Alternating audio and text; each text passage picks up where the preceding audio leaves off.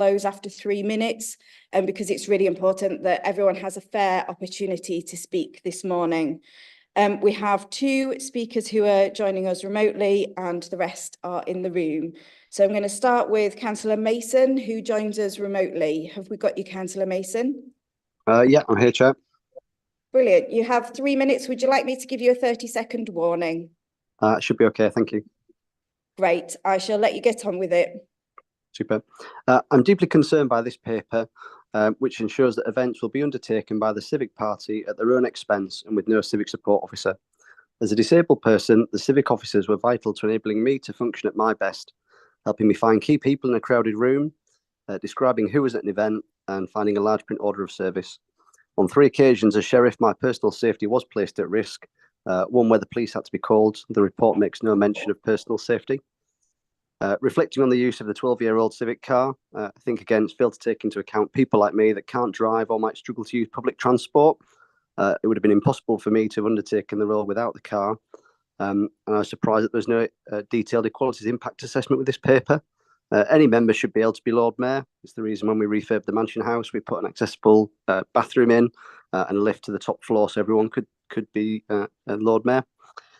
And obviously people understand the whole thing about the landlord living above the pub. I think it's important to understand that the flat's a working space and it has great potential to be a working space and it's not a grand second home. Charity fundraising, it's been something for years CYC haven't wanted to be involved with. And obviously it's important the Civic Party can pick their own charity and rally people around that will actually make that effective. Obviously, if we use the community fund, then who's going to do the legwork, raffle tickets, selling events, all of that type of thing. Again, as a young person, I think it's important we reflect that there is a cost in being a member of the Civic Party, and obviously cutting the allowance will reduce who can afford to do it. It's interesting that the Mayor of Filey is now going to have a bigger allowance than the Lord Mayor of York, which I think just puts it into comparison that there is a huge cost in doing this, that we need to reflect on the people that are doing the job. There's lots that could go on about. Obviously, there's only 3 councillors on CYC that have done the civic roles, and none of us were consulted in this. Obviously, the Civic Party elect are, but clearly they're people that at present nobody knows the identity of publicly. I think, again, for this paper to spark the debate on the Today programme shows its importance. Nick Robinson describes York as a great city with a great history. I suppose my concern is, does this paper and do the ambitions of the current administration live up to that and the potential that we've got to lever that power? To quote the former council leader, Daff Williams, I did at annual council last time, I've always been cynical of the position as a politician until I did the role. Actually, there's great power in going along to events to say thank you to people who are doing what they're doing, to celebrate the many successes of things going on around the city, and having someone to come along on behalf of the city to say well done and thank you for what you're doing. There's real power in that, and it's something all of us in public life should choose to celebrate. Budget savings can be made. I think there's no doubt there. But I think stopping a charity volunteer, school child, being able to meet their Lord Mayor wearing the chains just is a step too far. I think please put this decision off. Let's all have some good consultation. There's plenty of people interested, and let's make a consensus we can all agree with. Thank you. Thank you, Councillor Mason. That was spot on 3 minutes. Our next public speaker, also joining us remotely, is Danielle Mason. Do we have you with us, Danielle? Yeah, I'm here. Brilliant. You have 3 minutes. Would you like a 30-second warning? I should be okay, I think. Oh, brilliant. Go ahead when you're ready. Thank you. I wanted to share my experience of being a woman in my 20s taking on the role of Sheriff's Lady and what your proposed changes will have meant for me. During my civic year, I still worked full-time shifts and I was lucky to have some flexibility from my employer. However, being able to be picked up and dropped off at work for engagements minimised time away from work and allowed me to play a full active part. Having to travel on public transport would dramatically increase travel time and mean I would have had to take unpaid time off work, which I wouldn't have been able to afford, reducing my ability to support events. If you really want an inclusive approach, then you must consider the impacts on younger people taking on these roles. Regarding wearing the chains, this is vital. When I wore them, other young people would come up to me, talk to me. Being their age helped break down barriers. The chain is a talking point and often leads to great interactions. The chain is the symbol of the office and they're there to identify and to to wear when serving as a civic party. I was disappointed to hear the comments of lavish receptions. I'm not sure having takeaway pizza with children in care or pastries and tea with the bin men was seen to them or to the citizens of York as lavish. I was proud during my year to host events at the Mansion House that celebrated volunteers and community leaders. For some of these, we even went to Aldi and purchased the wine ourselves, and we got beer donated from Brew York, all of which we served ourselves to guests to deliver events on a shoestring. If we cannot give hard-working volunteers in our city an invite to the Mansion House and a cup of tea to say thank you, then what can we do? Please, please don't underestimate the value of the Civics Party's attendance made to people we met at over 300 events you don't list. Visit to schools, place of worship, community groups. They were all important. It's hard to describe unless you've experienced it yourself. There is a buzz, a positivity, it adds specialness. Many people will never meet a royal, an MP, the leader of the council, and meeting a member of the Civic Party to them has great value and is often a memory of the treasure. Having to reduce these visits and turning up with a badge the size of a £1 coin would hugely devalue the recognition the Civic Party brings to groups and individuals. Please let's look again at how we support York civic life and ensure it is attainable for all and citizens feel it's unique and a special impact to them. Thank you. Thank you very much, Danielle. Our next speaker is Philippa Crowther.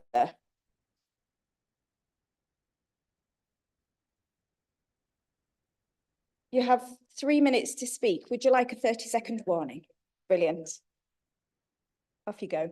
Good morning. My name is Philippa Crowther. I'm the Chief Executive of one of York's oldest charities, the Wilberforce Trust. The trustees would like me to express that we are not affiliated to any political party. I stand here and sit here today as a charity leader. The charity sector, third sector, plays a pivotal role in York in the provision of support and services, filling many gaps in society not funded or funded adequately through local authority government funding. It is dismaying to see that the council have not carried out any consultation with the third sector regarding the choice and diverting publicly funds away from the charity sector. In essence, it means that the local authority are dictating where publicly people can put their monies. We're simply being told that they'll be raising funds for the York Community Fund, and that priority is for free school dinners in York. Whilst we all believe children should have a free school meal, is this not a local authority budget responsibility? As a recipient of the Lord Mayor's charity fundraising some years ago, blind and partially sighted people benefited in York from the sheer hard work from the Lord Mayor and Civic Party. Having the opportunity for the blind people to play a part with the Lord Mayor and Civic Party was measurable. They were able to articulate the feel of the change of office and what the Lord Mayor work was doing for them, including those with other disabilities in York. It raised our profile alongside those other chosen charities in the city with future volunteers, donors and supporters, which would not have been the case had the Lord Mayor not had the ability to choose our charity. Indeed, through this funding and other donations and in partnership with the York College, we've been able to fulfil buying raised beds to allow blind and partially sighted people the chance to sow, grow and eat their own produce, attend cooking classes to learn the skill of simply cooking for themselves, rather than always relying on paid care and support hours to do it for them. This action by the local authority will erode the already difficult conditions the charity sector faces in York. It is underestimated how small essential charities depend heavily on the ability to raise their profile and good causes through the Lord Mayor's role in raising what could be in many cases essential funding. Public donations are choice. People choose to give hard-earned money to the charities whom they feel connected to. Those charities whom they may not have known could help them in the future if it were not through the Lord Mayor's selection. To ask people to donate to a local authority choice for what may well be seen as a statutory and moral service may well reduce charitable give overall in the city. This action does the charity sector and the people of York a major disservice and demonstrates the lack of knowledge of the work, its value and the need of the third sector in this city. I would strongly urge the local authority to review this at the same time That's it, 3 minutes up. of gaining more understanding of our role. Thank you. Thank you. Can I just ask everyone in the public gallery to make sure all phones are turned on to silent, please? And I assure you, Philippa, that we did hear everything that you had to say, despite the slight interruption. I'm certain that officers will be able to clarify. I think there's been some misunderstanding of what's happening with the charity fund, and I'm sure that officers will be able to respond to that and clarify that when they give their input. I think it's really important for the public to understand that the York Community Fund is completely separate from the York Hungry Minds Fund, which is the charity vehicle for free school meals. The York Community Fund is completely different. And the intention here is for the Lord Mayor and the Civic Party to be able to make requests of the York Community Fund as to where their charitable donations will go. So which charities they're going to support in exactly the same way they have done over recent years. This is just a vehicle for managing the donations and making sure that all of the responsibility is taken away from the Civic Party of actually handling the money. So I think that officers will definitely be able to clarify that, but I didn't want there to be any misunderstanding on it. I think that'd be good. We'll move on. We'll move on to our next public speaker, Janet Looker.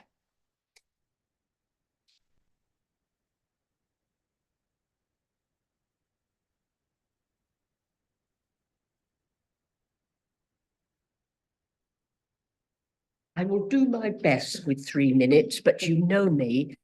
I'm do. appalling at keeping time. So Janet, I will give you a 30-second warning. You give me plenty of. Can I say that the first thing is, one, I do come to this with significant experience. Uniquely in this company here, I have been Lord Mayor 3 times. Once in 04-05, when I was very new and very unfamiliar with what to do. And again, just a few years ago, as we plunged into the pandemic. So I know what I'm talking about, and I welcome this paper enormously. I have to say that from the very beginning, when I was doing the Lord Mayor back in 04, my main complaint was there was no focus. You have these core functions, yes, but who was to choose whether you were going to the John Smith race day on such and such an occasion, or whether you were going to something else? There was no overarching focus, and I think this review will start to put a framework around which Lord Mayors can work, because you're always reacting. You're reacting to people's requests. And okay, lots of them are real fun. But is that the best way to exploit what is a hugely important and significant office, which should be working for the benefit of the city? And I can see opportunities to talking with Make It York, the York Bid, and the council, and perhaps some of the significant voluntary networks, to try and pull together a really good, coherent plan for what the Lord Mayor should do. It would give us a structure. We dive in as if we're going into a swimming pool and we don't quite know how to swim. You do sink or swim. I hope most of us swam, but it was challenging. So I welcome the review and the opportunity to fit the role of the Lord Mayor more acutely with the needs of the city. But I also welcome the review because I think in times of appalling austerity, when budgets are being cut in all directions, the Civic Party has to make their contribution. And it may not look an awful lot, but heavens above, it's needed, and it is a gesture, and I suspect there are more savings in there than we expect when we go into what you should wear and who you should be escorted with. Can I just finally say on the charities that I have used it was called the 2 ridings. I used them twice. Nobody had any problem donating to it once they worked out what they were. And I've even got a T-shirt which tells you. That's your 3 minutes, Janet. I'm going to give myself another 30 seconds just to say No, I'm afraid that you wonderful. can't have another 30 seconds. That's your 3 minutes. Thank you very much. I've got an idea for the badge. Marvellous. I'll tell you. I'm sure you'll be able to pass that on to us afterwards. Thank you very much for your contribution. Our next speaker is Councillor Orrell.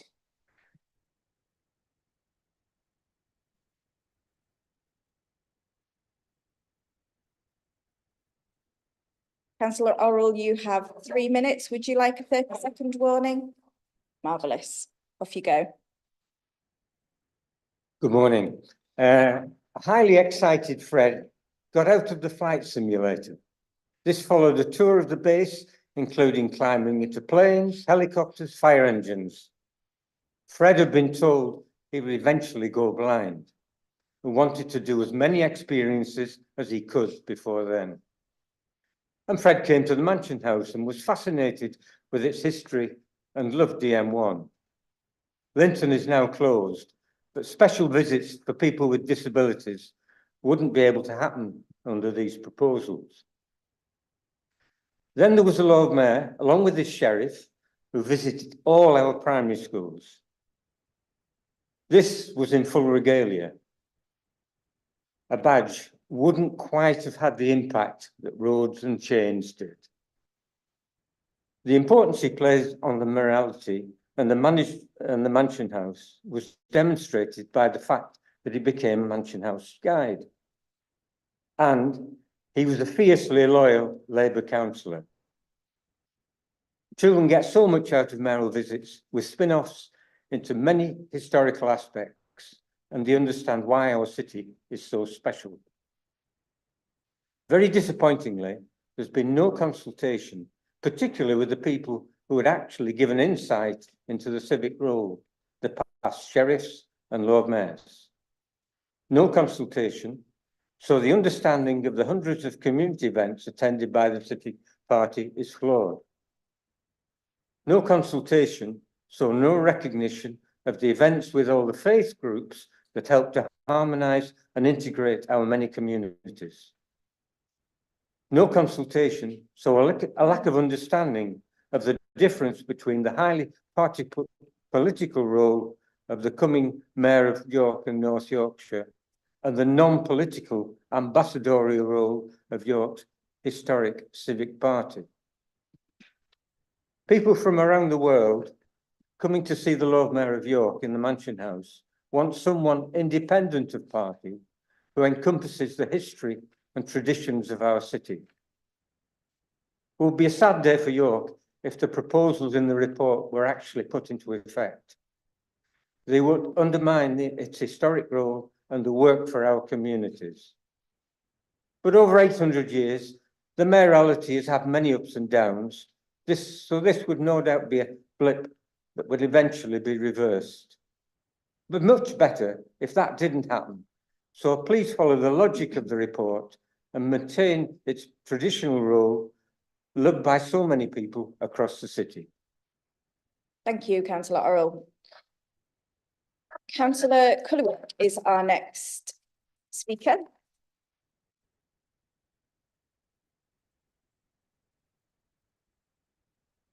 As you know, you have 3 minutes. Would you like a 30-second warning? No, I'll try to keep within the 3 minutes. Marvellous, thank you. So, good morning. And Councillor Lomas, I think the sensible and pragmatic decision today would be to defer this key decision to be considered along with the forthcoming options around the Mansion House and the Civic car, and therefore to allow appropriate opportunity for representations and consultation, which clearly this is not the place for that. A report reviewing the roles, protocols, support and funding for civic responsibilities is a key decision. And it's essential in the light of financial constraints, and particularly with regard to the forthcoming election of a mayor for the combined authorities of York and North Yorkshire, which calls for a fresh clarification of roles and responsibilities. But unfortunately, this report doesn't tick any of these boxes. It's littered with inaccuracies, omissions, and unworkable solutions. The main reason for that is clearly found at 42, consultation analysis, none. Produced with zero consultation, no consultation with the current Civic Party, nor any who served in the roles in the past. Especially concerning when the current administration contains not a single member who has lived experience of civic responsibilities. No consultation with those directly supporting the civic role. No consultation with other political groups on the council, given the role of Lord Mayor and Civic Party must stand outside of party politics and represent the whole of the council in the city and beyond. This is a serious oversight. No consultation with other civic bodies or interested parties. Lord Mayor holds a considerable portfolio of responsibilities to other organisations in the city and beyond, by custom and by virtue of the position as Lord Mayor, and not one of these has been consulted. No consultation with other stakeholders, with charities, with schools, youth organisations, the Rotary, veterans organisations, with care homes, with parish councils. No consultation with the people of York. Even the blunt assertion that the elected Mayor of York and North Yorkshire, still to come, will take the full responsibilities towards, quote, supporting York as a business and tourism destination, has failed to consult even with our own officers responsible for such things. It certainly cannot have consulted with the not yet elected Mayor. The historic links between the City of York and the City of London, the only two cities in England with a Right Honourable Lord Mayor, illustrate the quintessential and unique culture and history of the civic role, which can open doors in a way no other can. One of the lauded benefits of the retention of unitary authority status for the City of York was that it would maintain its civic institutions, unlike so many other places in the region, where the mayoralty survives now only as a token charter mayor. I would welcome a report that has consulted meaningfully, a report reflecting the views of all stakeholders, one that carries cross-party support with recommendations that will serve future civic parties and serve the city well. This is not that report. I urge you, please, defer, allow proper consultation, and then we can move on. Thank you, Councillor Culwig, for your contribution. Our next speaker is Gwen Swinburne. Gwen, you have 3 minutes. Would you like a 30-second warning? Marvellous. Fine, thank you. On the time. Chair, I have for years been asking for transparent accountability of both the Civic Office and the Mansion House, asking repeatedly to no avail for a Civic committee or subcommittee to democratically and transparently oversee these functions, not staff controlling all behind closed doors. I welcome democratisation, regularisation and tightening of this function, but not this way. It is a not fit for purpose report that has not been consulted. No engagement with our honorary aldermen, other civic party members, our councillors, the civic trust or guilds or the Lord Lieutenant, opposition members, and definitely not us pesky customers. I note that the only broad principles consultee, the incoming Lord Mayor's comments, have not been shared. Councillor Lomas, you are the executive with responsibility for equalities, yet you accept a report that so plainly does not address any equalities impacts, particularly on the future of the Lord Mayors and civic parties who are mobility impaired or who are not well off, or who live in outer villages. It's inexplicable. Neither does it address the impacts on charities not chosen by you or your party. But because of these, but most of all, this is an administratively a key decision by law, and it is a decision you should not be making. The budget cut is significant, despite the report inexplicably not sharing the costs of the civic party. The cuts must be 20 to 50% of the budget, a key decision. More significant is the reduction and change in importance or direction in the civic function. It affects the whole city. But that's not all. The ban on living in the Mansion House, plus the ban on official international and national travel, will mean that the Constitution will need to be rewritten to delete the residency requirements and the international ambassadorial functions. Without rationale, you are forcing any charity raising any charity raising to go to the charity you are to dictate. It's unnecessarily authoritarian and dictatorial and unfair. Councillor Lomas, what should have happened was a proper consultation with all interested parties on the future role of the Lord Mayor, funding options to achieve those aims, with a key decision report to full executive, not this. Please defer this job until it can be done properly, professionally, and with proper engagement with the community. Thank you. Thank you, Gwen. And I'm certain that many of those issues will be addressed by officers when they speak. I want to reiterate again that the Civic Party will absolutely be able to choose which charities are beneficiaries of the funds that they raise. We are simply regularising the vehicle for the money, so that we don't have a situation where individuals making up the Civic Party are responsible for holding funds. I'm going to move on to the next public speaker, Brian Watson.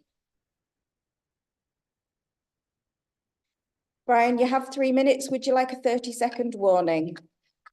Is that before the 3 minutes or after? Before. Oh.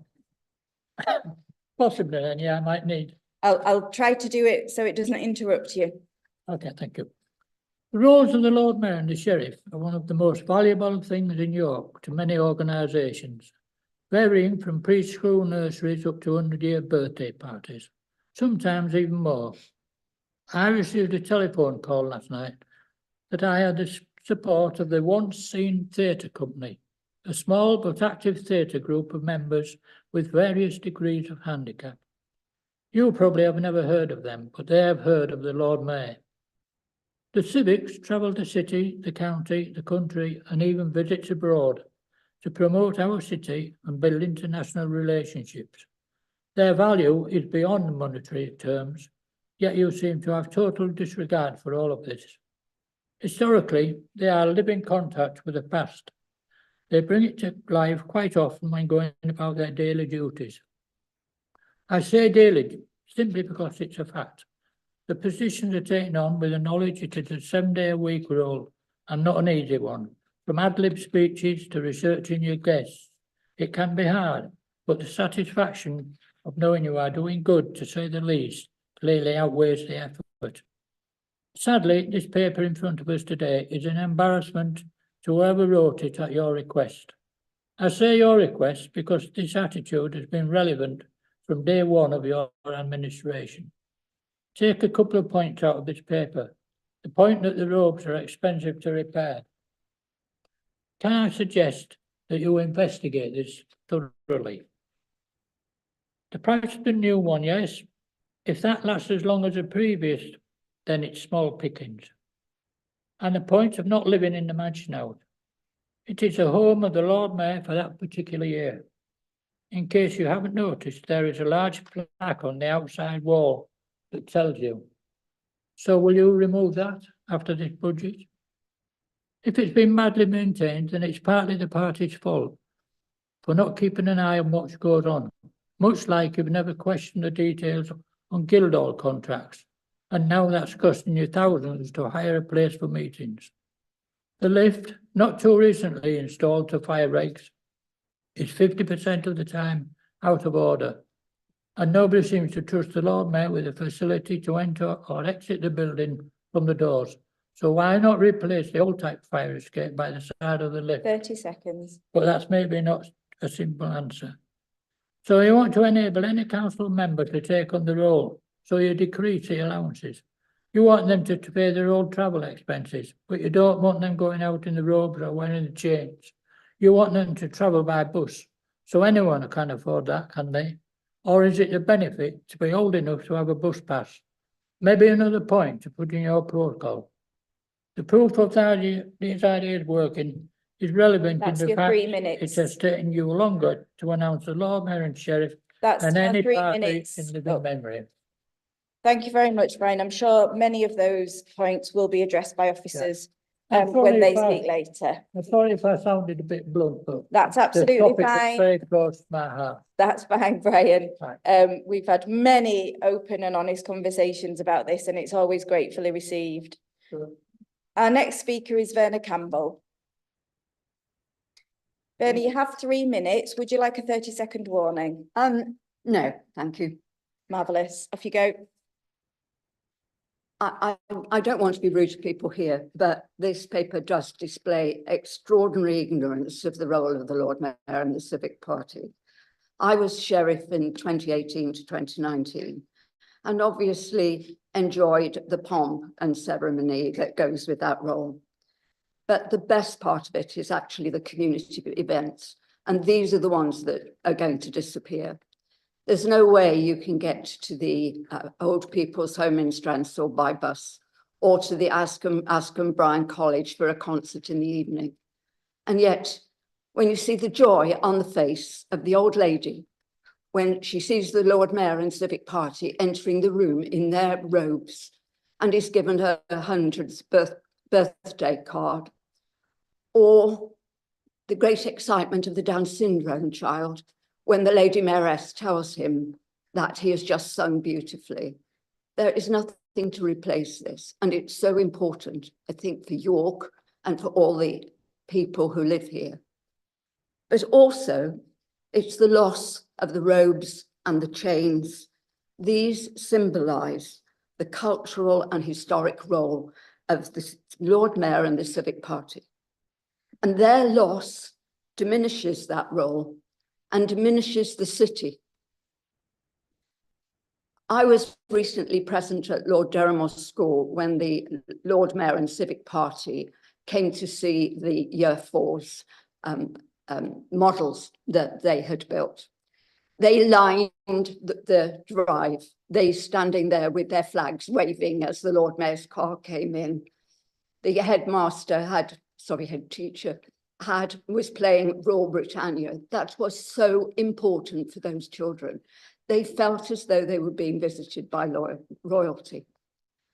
I'm also chair of the York Civic Trust Education Committee, and our aim is to make the young people of York aware of the culture and history of their city. One of the things we do for that is to have 2 public speaking competitions, one for primary schools and one for secondary. All the secondary schools take part. We give them topics which are related to York. I think the best one last year was Harry Potter has ruined the shambles, but also who should have a statue in York. And it is the presence of the Lord Mayor and the Civic Party in their robes which helped to make those evenings. Afterwards, the children say how important it was to be in the Merchant Adventurers Hall with the Civic Party present. I've heard them say on Radio York the next day, yes, when they're asked if they were feeling nervous. Yes, I did feel nervous, particularly because the Lord Mayor and Civic Party were there. That's your 3 minutes. Thank you. Thank you very much. I'm sure some of the points that you've raised will be addressed by officers when they speak. I hope so. Our next speaker, our final speaker is Dave Taylor. Good morning, Chair. Good morning, Leader. You know you have 3 minutes. I can do without the warning, I'm sure. Marvellous. Off you go. Thank you. Firstly, may I sympathise with the Council on the financial position after years of governmental austerity.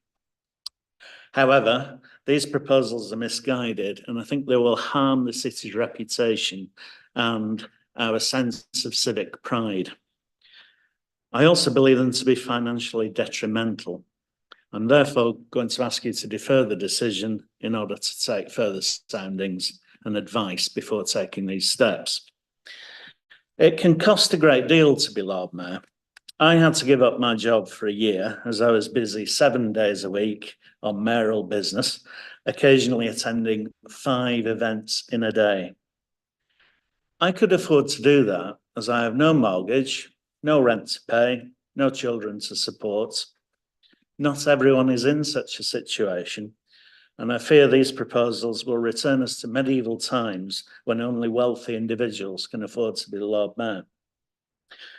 Another unintended consequence is the likelihood of a slump in the sums raised for charity if the Lord Mayor is no longer permitted to select their charities for the year.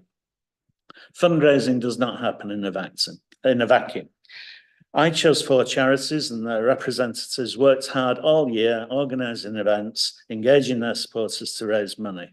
We raised over £50,000. And I'm sure if I'd had access to the Mansion House in my year, we'd have raised more money.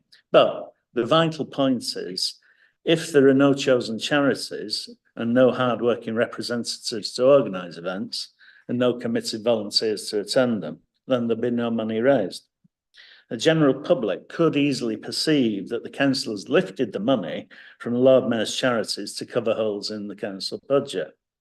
And if people do see this as a new form of tax, they're not going to contribute. You may easily lose more money for charity than you are seeking to save from these miserable cuts.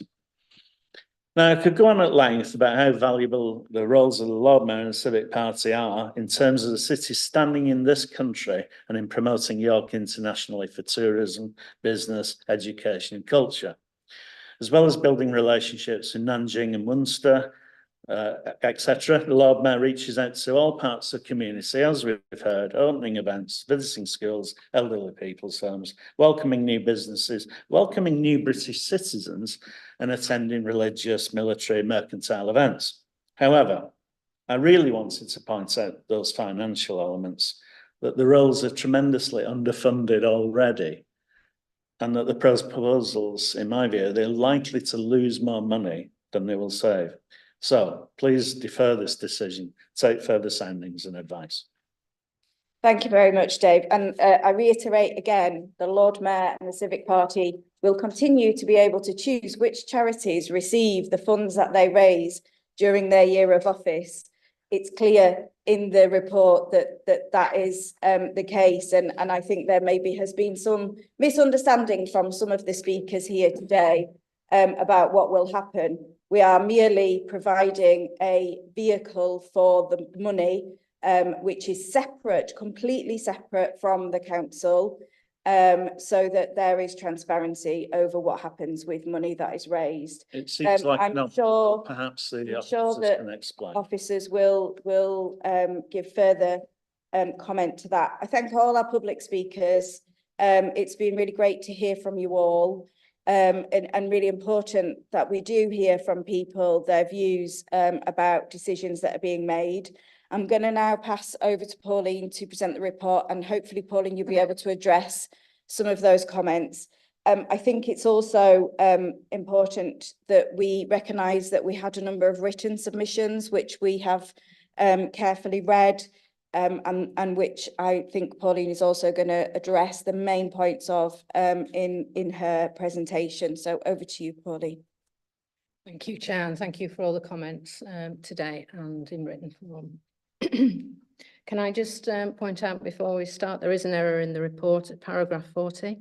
The Lord Mayor's special responsibility allowance is 3,384, not 4,960. This does not affect the recommendations in the report, so apologies for that.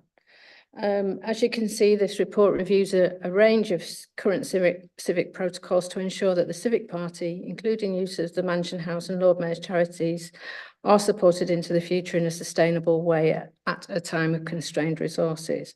Importantly, the review will ensure the Lord Mayor can continue to act as an ambassador for the city as its first citizen.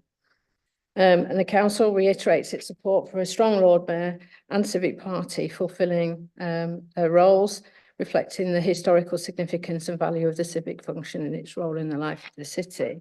This commitment sits alongside the proposed significant investment to ensure critical repairs are undertaken at the Mansion House, which is the ancestral base of the York's Lord Mayoralty, and which will remain the seat of the Civic Party into the future.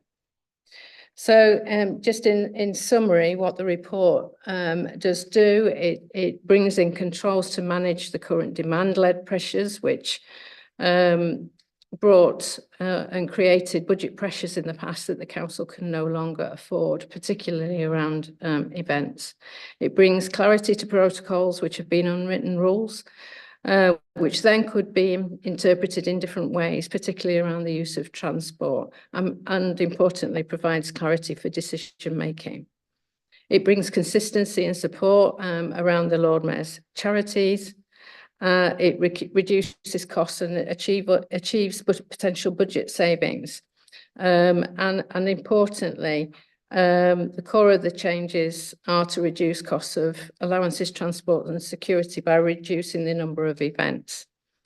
I just want to make the point about how much is spent on the Civic Party, and the budget this financial year is 134,000 in total, compared to just over 100,000 in the past, as we added more support in for the Civic office. So this reduction brings it down to 124,000, which is still 20,000 more than we've had in previous years.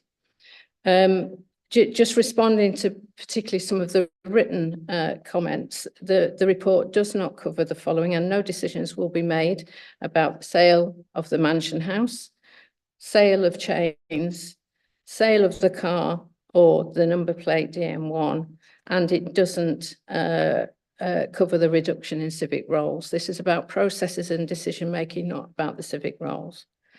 It doesn't stop the Lord Mayor having their own charities. Event management will still rest with the Civic Party, and there'll be no diversion to public funds, but I'll come back to that in a bit more detail. It does not stop visits to the local community groups, charities, schools and faith groups, and it doesn't force the Civic Party to use public transport or affect the proposed significant capital investment in the house. In fact, it ensures the Civic office and the Mansion House can continue when local government elsewhere cannot afford to invest in civic heritage and civic culture. It secures a clear and important role for local civic duties. It avoids duplication with the incoming elected combined authority mayor.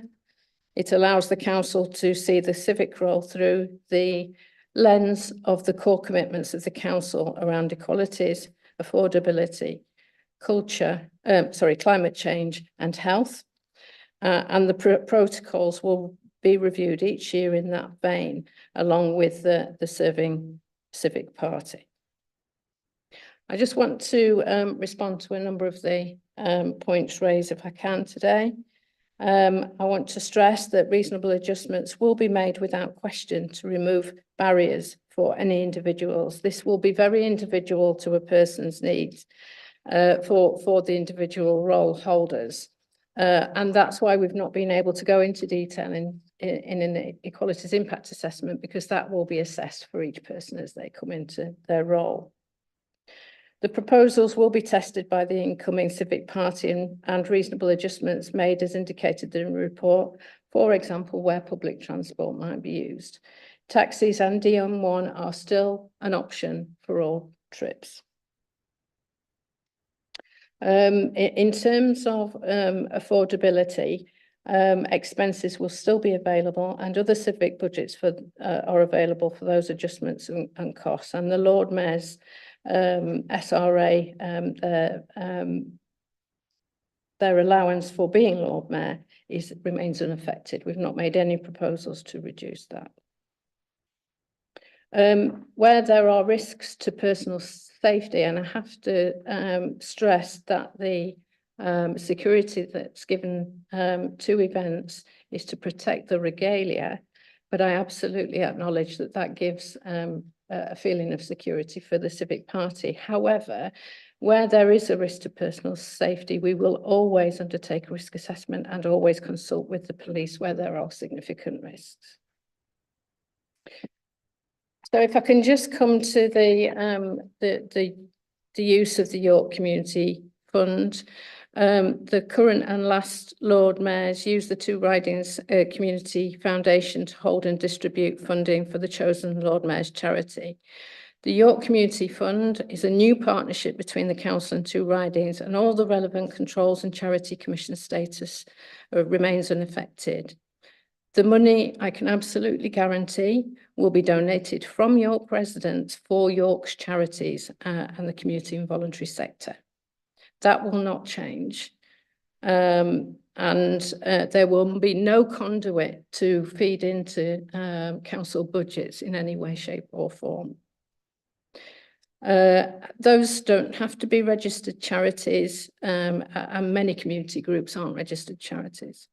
The Lord Mayor can continue to choose their own charities each year, as the current Lord Mayor has and previous Lord Mayor, or allow the community fund to allocate its funding to its chosen priorities, which are set in line with the council's core commitments. You would expect that, but that does not mean that that money will be diverted to council services. That's not what that's about.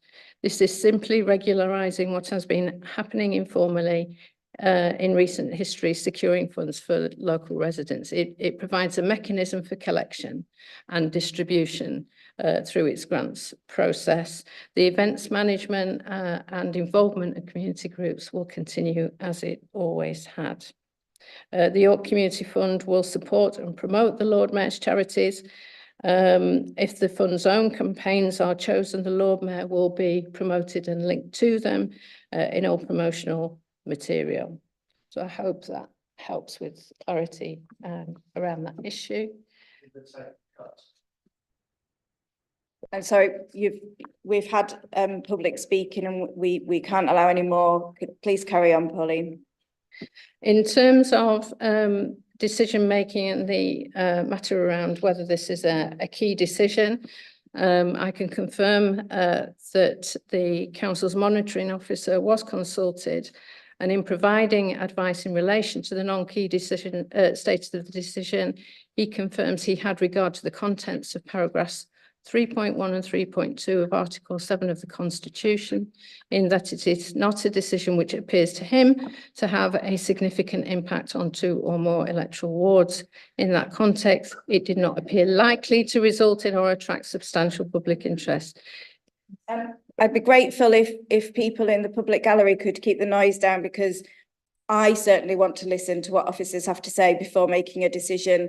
And they are responding to the points that were raised by people who spoke in public, and I think we should respect that. So I'd be grateful if you just keep the noise down. Thank you.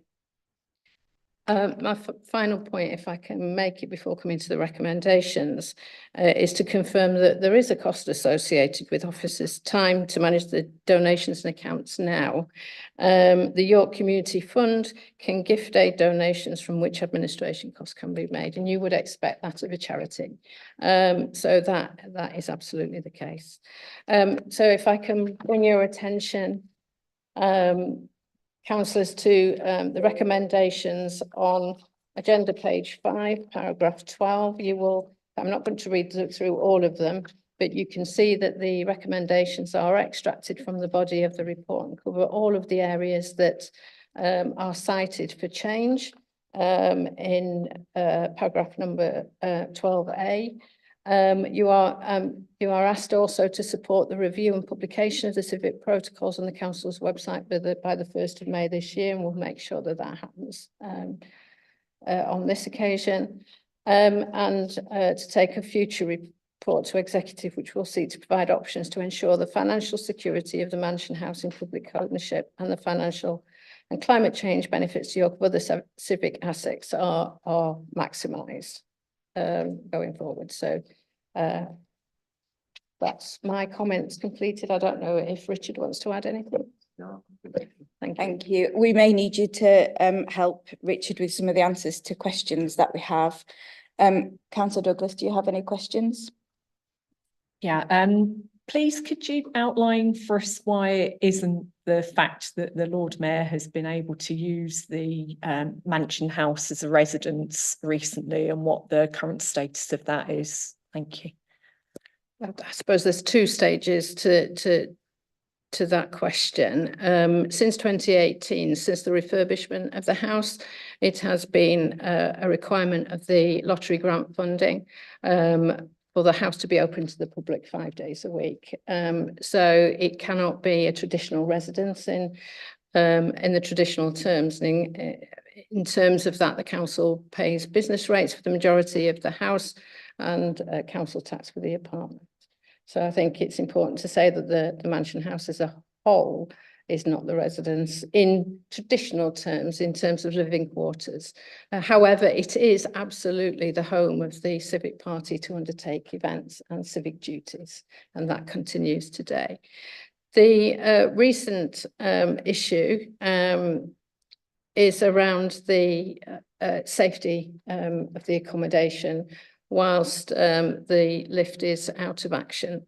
That will hopefully be addressed if the capital budget is approved tomorrow to undertake repairs for that problem. During whilst the lift is repaired, it is unsafe to live in that accommodation and sleep in that accommodation. And the experts that we consulted on that included the council's health and safety team and the specialist fire officer, and also the fire and rescue service. Whilst they were there, they also confirmed that the traditional fire escape in through the roof was no longer appropriate, and therefore, even if people were sleeping overnight, even if you could escape, if you could use the lift, if all the repairs were done, if the fire was coming up the stairs, then there'd be significant difficulties because the fire escape is no longer usable on the roof. I don't know if you want to add anything to that. I'd just like to add that when we were discussing this with the fire authority, and since Grenville, they've tightened up on their specifications and what they expect to see, and it was their advice that the lift cannot be used from the apartments in an emergency. Thank you. Any other questions, Councillor Douglas? No, I think that's no, thank you. I've got a couple of questions. Some of the public speakers mentioned, and certainly in the representations, it was written representations, it was also mentioned about the use of the badge of office. And I think one of the public speakers described it as £1 coin sized. I think badge is probably an inappropriate word, really, because it makes me think of a pin badge.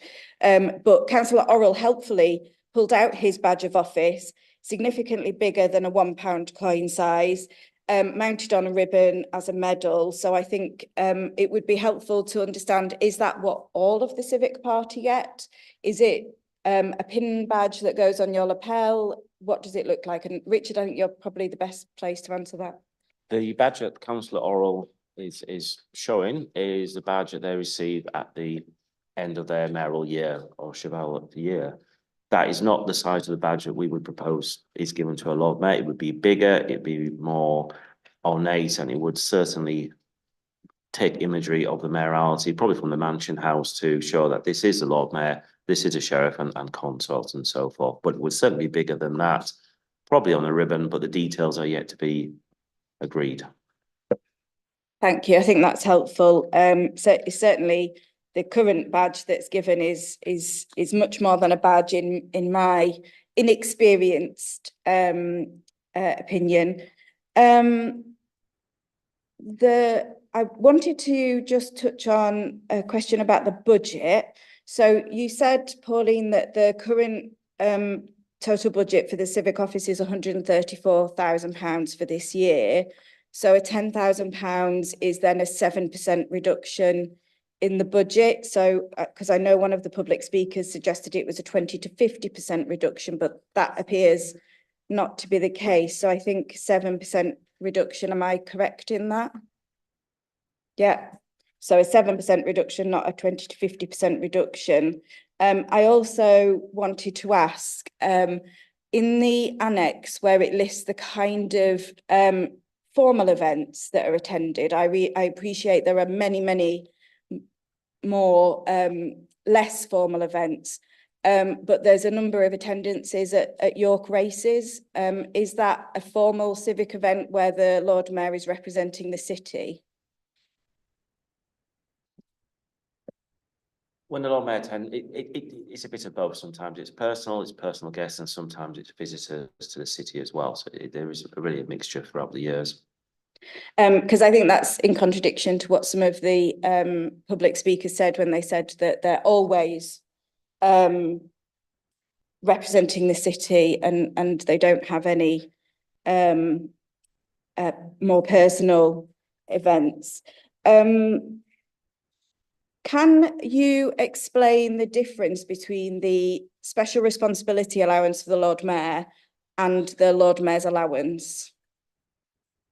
The special responsibility allowance is given for the role of chair of full council. And the allowances relate to being able to support the Lord Mayor in their civic duties. So that might be, for example, supporting a charity event, putting on an afternoon tea, for example. There might be incidental costs that they need to fund. Do you have any more examples, Richard?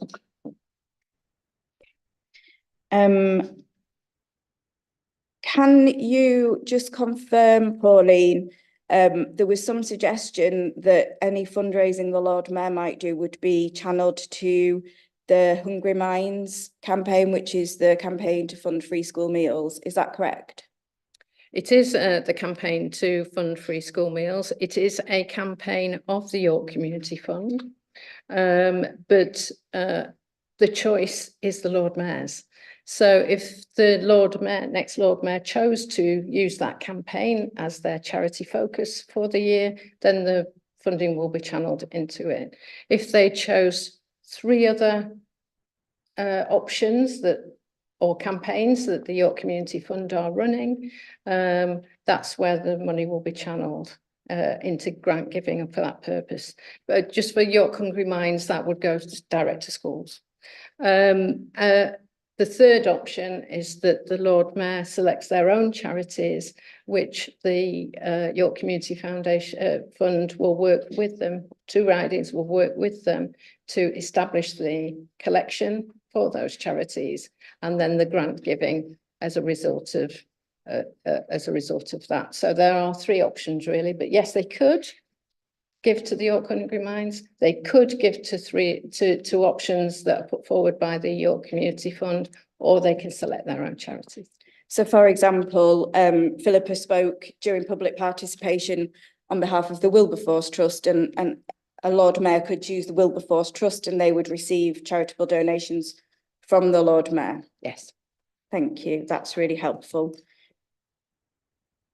Any further questions, Councillor Douglas?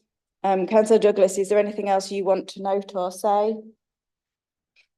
Yeah, I'd just like to, again, as Katie did, Councillor Lomas did earlier, thank you all for attending today. And I would like to reiterate the absolute importance of this role of the Civic Party, the Lord Mayor to the city. There is absolutely no change to that. There is no question that they are the first citizen of York and hold a very important historical position for us as residents, but also for the rest of the country. There is no undermining of that at all. But I do need to stress to you all that, as was raised by Dave Taylor, that austerity does mean that this year there is a £14 million gap in the funding to the council. If the 2010 budget had increased just by inflation, we would have about £35 million a year more than we currently have. And we estimate that with the demands of an ageing population and demand on our services and the complexity of services that we need to offer, that gap is now £40 million a year. So I think that you can see that this just doesn't add up, does it? And as I have said to the city many times over the past 10 months, that unfortunately there is no element of the city that is not affected by this. There is no resident that is not affected, and there is no service that is not affected. And to think that we don't need to take action on that is financial irresponsibility. And I will not preside over that. So I just want to set that scene for you as to why we are asking for the Civic Party to also participate in that. And really the main reduction in the funding is for the Lord Mayor's allowance, which can be used for clothes and for entertainment as well. And I think if you asked the city where they would like to see their money going at the moment, it would be towards adult social care and children's services or public health. And I have to agree. So I please do ask you to be considerate of that, and also to note that this is a change to how things have worked in the past. And our staff have found in the past that because there hasn't been anything written down, it's been quite hard to have conversations at times when resources are limited or staff capacity is limited about what can be achieved within the civic year. This helps them to do their job and also gives a focus, as Janet Looker pointed out, to the role of the mayor. So we hope that that will make the role a bit easier for everybody to carry out, but it will be assessed every year. We will keep an eye on it, how it works. Do changes need to be made? Of course we will. So that is the profile and the horizon that we're looking out into. And I just hope that all of you can appreciate that it is hard times. Everybody's feeling it. And yeah, I can't really say much more about that. So thank you everybody for coming today. Thank you, Councillor Douglas. I want to echo that thanks to everyone for everything you have done and continue to do for our city. And that includes the people who took the time to send written representations to us, which I assure you, everything that you have written or said to us has been taken into consideration. I'm very proud of our city's history, and I'm very proud of our civic party and the fact that we maintain one of the oldest civic offices in the country. And my absolute intention is to continue to do that. £134,000 is an enormous sum of money for the council to spend at a time where we are having to make such cruel and awful cuts because of austerity, as Dave kindly pointed out earlier.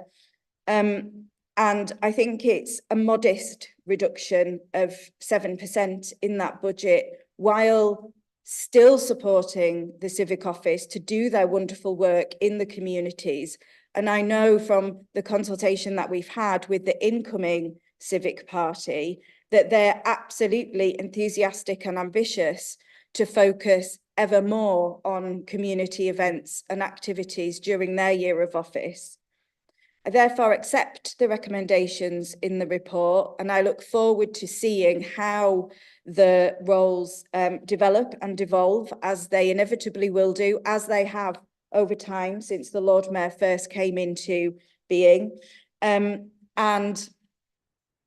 very much look forward to reviewing this in a year to see how it's gone, to see how we can further provide support and structure to the civic party during their year of office, and make sure that we maintain the historic civic office of the City of York. We then move on to our final item, and there being no urgent business, this meeting is closed. Thank you very much, everyone, for your participation.